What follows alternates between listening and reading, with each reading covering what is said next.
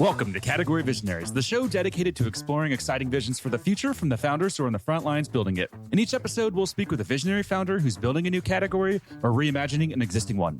We'll learn about the problem they solve, how their technology works, and unpack their vision for the future.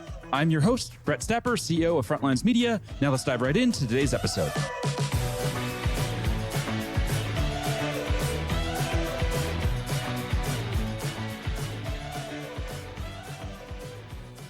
Hey everyone, and welcome back to Category Visionaries. Today we're speaking with Griffin Parry, CEO and co-founder of m3ter, a usage-based billing platform for B2B software companies that's raised $31.5 million in funding. Griffin, what's going on? It's all good. It's Valentine's Day when we record this, as we just talked about. So glad to be here with you. Super excited to have you here and honor. You will be the podcast Valentine for this year. Thank you. Let's jump right in. So talk to us about m3ter and everything that you're building there. So describe this as billing, and that's actually a really good way of introducing us. Generally, I come at it from a slightly different angle, though, which is to say what m3ter does is help successful software companies upgrade their monetization stack for new pricing strategies. And just to dig a little bit further into that, our customers are generally B2B software and tech companies. They've been successful. So our customers generally have sort of $100 million ARR plus revenues. And their challenge is that business models are changing all around them. So in software, subscriptions has been the thing for a long time. That's the early foundational part of SaaS. But there are a bunch of reasons which are making pricing more complicated and leading to it having more usage-based components to it. So like a big example is AI. Lots of software companies are adding AI features, and the cost base, when you add AI features, it suddenly involves variable costs. So that leads them towards some usage-based elements to their pricing. But there are a bunch of other things besides. So software companies are sort of changing their business models. And what they find is that their monetization stack, which they've invested a lot in establishing with their CRM and their ERP and their accounts receivable systems, et cetera, struggles with those business models. You can just about make it work. There's a lot of pain associated with it. And what they think they need to do is to inject a big, chunky, new middle office solution that does billing, but actually m3ter allows them to achieve the same ends with their existing tooling. We enable usage-based billing, but we're not really a billing company, if you see what I mean. We're a data infrastructure company that allows you to calculate bill amounts and deliver them all around the business and automate the data flows between their existing monetization stack tooling. It's a very long answer to your question, but that's what m3ter does. Interesting. Yeah, that distinction makes sense. How did you end up in this world? What's the founding story here? Like, this feels like one of those problems that you must have either observed very closely or experienced yourself. Where's the backstory? Classic founders tackling a problem they experienced firsthand. So I'm a repeat founder. So my first business was a cloud infrastructure business. I should say our first business. I'm part of a co-founding team of two. And that was a cloud infrastructure business. And it was focused on the video games space, and we eventually sold it to Amazon. And that business had usage-based pricing, which was less in vogue at the time, but was right for that business. And it was one of the reasons that it was reasonably successful. But we had a lot of pain associated with our pricing model, or what I now think of as our business model. A lot of operational pain around billing, but also a lot of go-to-market challenges about a lack of flexibility about how we priced, and a lack of data available to people that were talking to customers. So that's where we originally encountered the pain. When we sold the company, we worked at AWS for 3 years. And interestingly, they're also a usage-based pricing company. And so what we spotted is that they had all the same problems that we did, albeit on a much bigger scale. And we also got to see some of the tooling that they built to sort of mitigate some of those pain points. Broadly, we had this pain. AWS has this pain. We think this pain is everywhere amongst sort of software and technology companies who have more complicated usage-based pricing. So we're going to found m3ter, and we're going to provide a solution to these problems in the same way that AWS built a solution for these problems. And so that's where m3ter comes from. The one tweak is when we experience the pain in our own company, we're at a slightly earlier stage than customers are now. So we understand the domain really well. We're actually serving a slightly different type of customer than the one we were, because their fundamental problem is that they've made big investments in their monetization stack and they don't want to go through major surgery. And m3ter is perfectly designed to sort of upgrade those capabilities without major surgery. But the basic pain points and the basic features are ones that we understand well from First Business and from AWS. Looking at those early days, how long did it take until you had landed your first paying customer? I think we were quite lucky. So I'll tell the story and I will answer your question directly. So it helped being a repeat founder. And when we started, we were really determined to do a lot of discovery work. So we had a thesis. We thought this was a problem, but we were going to commit like a big chunk of our lives trying to solve this problem. So we wanted to make sure that it was out there and widespread. So we had a lot of conversations with a lot of companies, and it was quite easy to have those conversations just because of what we'd done before, and we're happy to make introductions, etc. So our first customers were recruited from that cohort of people we did discovery conversations with. So we probably did 60 or 70 conversations, and then we ended up recruiting about 5 of those companies to be our initial design partners. And that was pretty much before we started building the product. So we were building the product with that initial group. And so they naturally became paying customers. And so it was probably a year or 15 months for us to get our first money in the door. But the reason I told the story is it wasn't like we built the product and then went to find customers. We actually found the customers and then built the product. So we had quite a high degree of predictability about when we were going to get paid for the first time. This show is brought to you by Frontlines Media, a podcast production studio that helps B2B founders launch, manage, and grow their own podcast. Now, if you're a founder, you may be thinking, I don't have time to host a podcast. I've got a company to build. Well, that's exactly what we built our service to do. You show up and host, and we handle literally everything else. To set up a call to discuss launching your own podcast, visit frontlines.io/podcast. Now, back to today's episode. What do you think was the key to getting that first paying customer and landing that first deal? That's obviously something that I think all companies tend to struggle with, all founders struggle with. What did you learn from that journey? I think the way we did it is that we were very focused on the pain, and we talked to potential customers about the pain. And we were looking for people who were sort of progressive in their attitudes about the pain, like what exactly it was and why it was so important to solve for it, and also had enthusiasm for fixing it. So the early sales didn't feel that difficult because we were just basically doing discovery calls that naturally turned into us propositioning them, saying, hey, listen, if we build this, will you be one of our first customers? I think the harder bit was probably once we got those customers live, then we were like, right, okay, let's come out of stealth and let's find new customers. And so at that point, we were really learning about go-to-market for the first time. And so, we went through a learning cycle and then we worked out how to do it. I guess my point is the go-to-market challenge was actually after our first paying customers rather than before it. What about market category? So I know we touched on that a little bit at the start with your answer, but when it comes to the market category, how are you thinking about things? So just to talk a little bit about the problem we solve, because I think it's useful background, because m3ter is a pretty unusual solution to a problem. And we have a couple of challenges because firstly, our customers have quite a narrow view of what problem they have. And secondly, they preconceived ideas about what the solution for that problem is. And so once we've engaged with our customers, we surprise them and educate them. I'm not sure that's exactly the right word, but we basically teach them, actually, your problem is slightly different from what you think it is. And the solution you're looking for is actually slightly different from what you thought it was. So we are in a way sort of creating a new category, but it's not in our interest to say that too much. Like one of the things that we've really learned is that you need to meet customers where they are and talk in their language. So to bring this to life, our customers generally come to us because they have billing pain. They see themselves as having billing pain. So every time that they have to send out invoices, it's very complicated and painful and risky to work out what needs to be put on the invoices. And associated with that, they have a lot of revenue leakage. So they're under billing or they're making billing mistakes. So they see themselves as having a billing problem.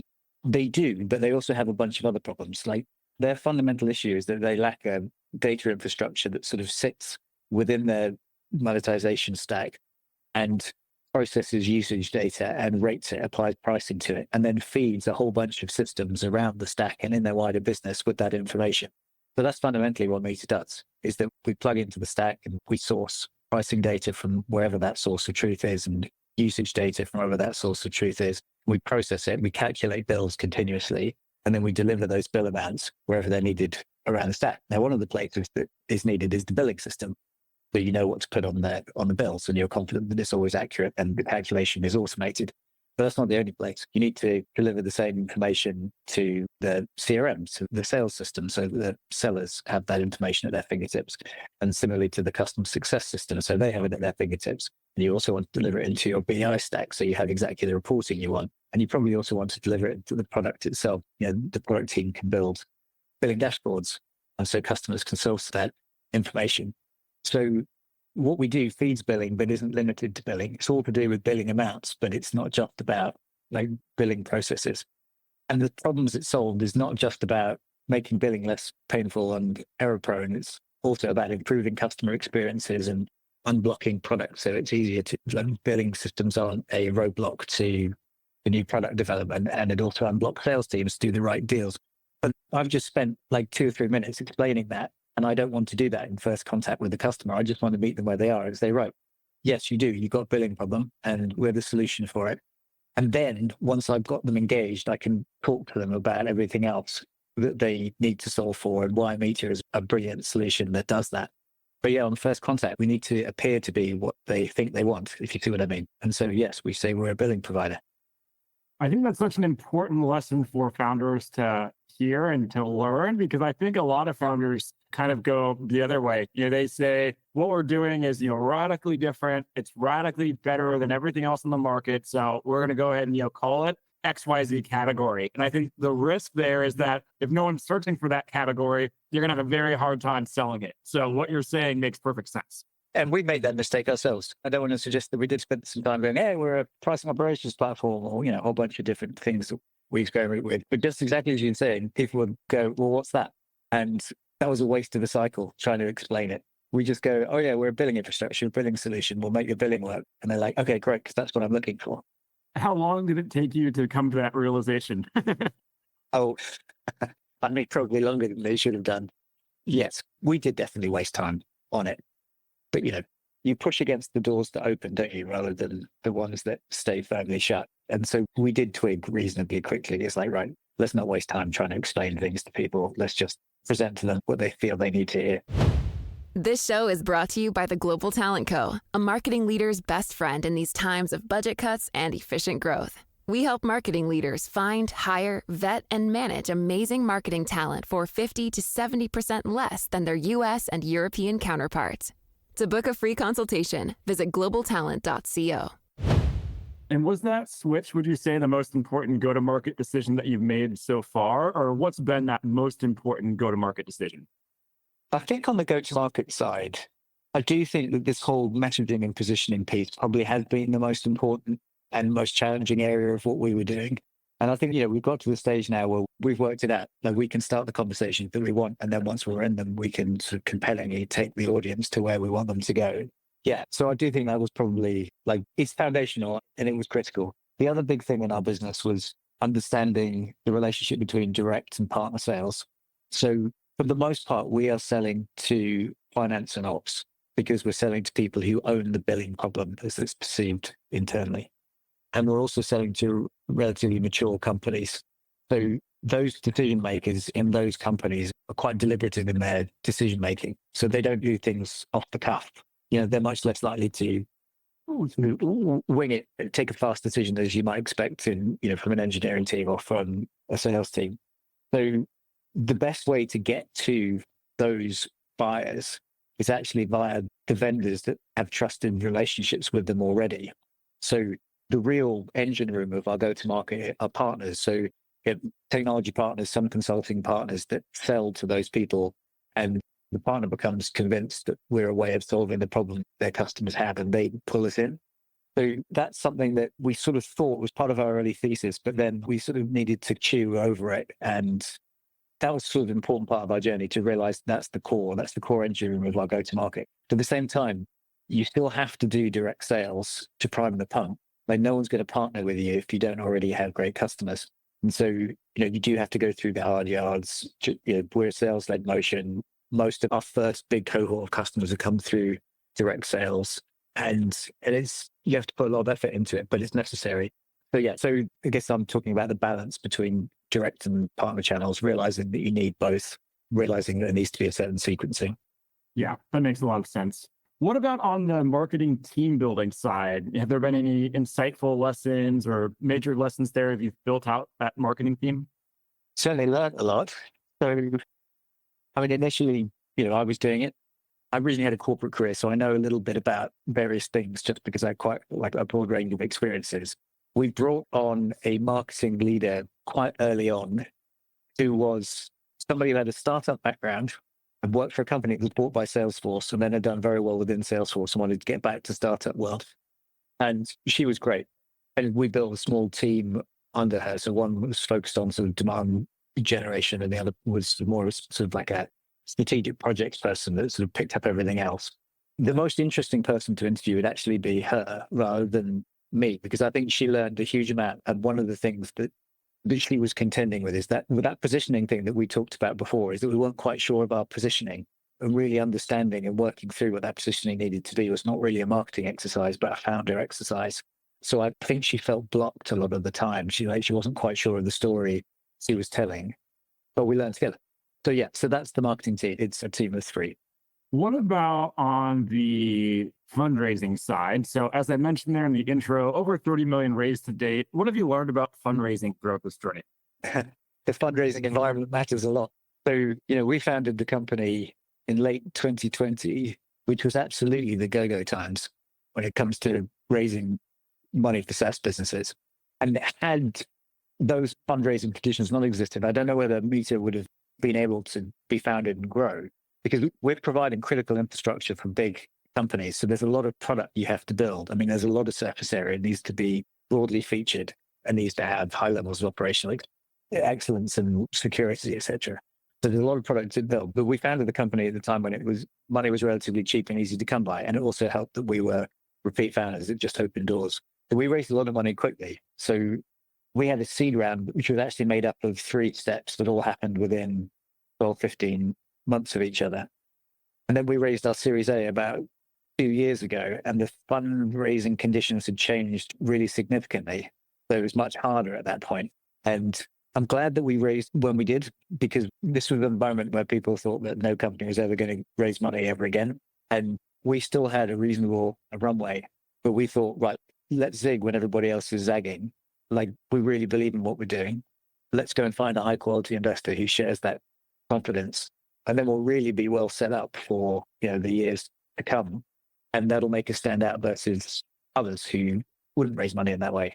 I'm glad we did that. And the other thing I'd say about fundraising is, this is a truism I'm sure lots of people will have said to you, but it's who your investors are really matter. And it is a marriage. And I think we've been very lucky. Like, I think we have very high quality investors, and the individuals that we work with are very thoughtful and supportive. And I really value that.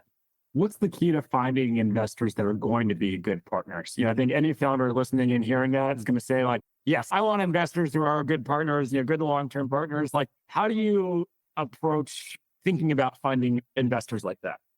I think an element of it is that you need to talk to a lot of people. So you need to kiss a lot of frogs. So that would be part of it.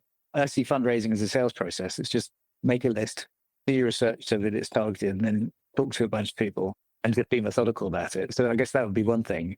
The other is, I see every conversation with an investor as a dance, and you're looking to see how they react to what you're talking about and the extent to which they'll start playing with the idea with you and, exploring it and sort of kicking the tires of it and maybe making you think about things you haven't thought about before. So that's what I'm really looking for, is like, is this somebody that I can dance with? And so, personally, I find it a real turn-off if I'm talking to somebody who doesn't give me anything back at all. So, they're just assessing you. And I also find it a real turn-off if people do give something back, but it's basically just best practices understood by them, having not really listened to what you have to say. But, you get a lot of investors who sort of have had some experience themselves as operators, and they go, right, this is how it always has to be. Or similarly, just from their experiences as investors. So make sure you talk to a lot of people, and then look for the quality of your interactions with them would be my advice. Final question for you. Let's zoom out maybe 3 to 5 years into the future. What's the big picture vision look like here? Oh, I mean, I very much hope that we are still on the journey and still feel like we have some way to go. So in the first company, sure, like we had a reasonable success, but the music stopped much too early. for my liking. And so this time I'd like to have a real crack at building a really big company. So in 3 to 5 years' time, I would hope that we would be, well, I don't know what the ARR is, but 50 to 100 million or whatever the amount would be.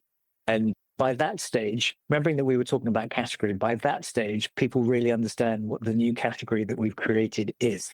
So I'm kind of having to hide that light a little bit under bushel at the moment. But in 3 or 5 years' time, I'd like people to go, oh, that's a really interesting company with vision. And they've created a new category, which is called XYZ. We don't know what it'll be, but it's, data infrastructure that helps companies upgrade their monetization stacks. That's what I'd like to do. Like really positioned as an innovator.